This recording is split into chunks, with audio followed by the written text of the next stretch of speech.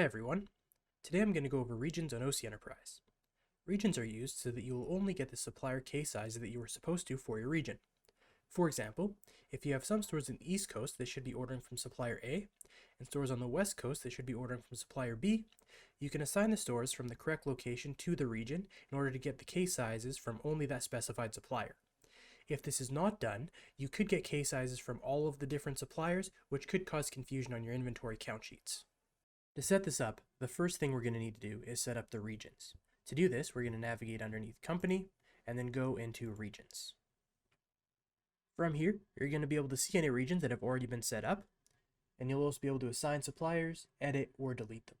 In this scenario, we're going to create a new one though, so we're going to click New Region at the top, and then we're going to just name this one Region 2, and then Save.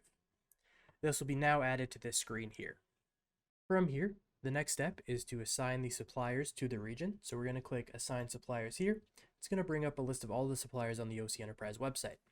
From here, we can check off any suppliers that this region would need to be ordering from. So I'm just going to check off a couple as an example. And then we would click Save.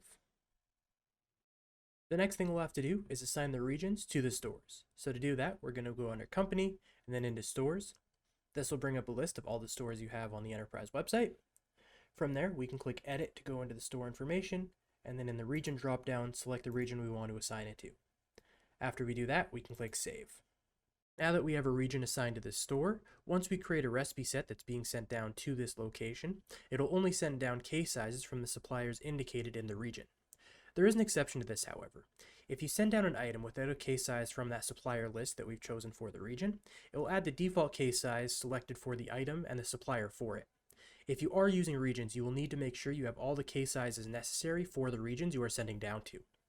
That is how you set up regions on OC Enterprise. Thanks for watching.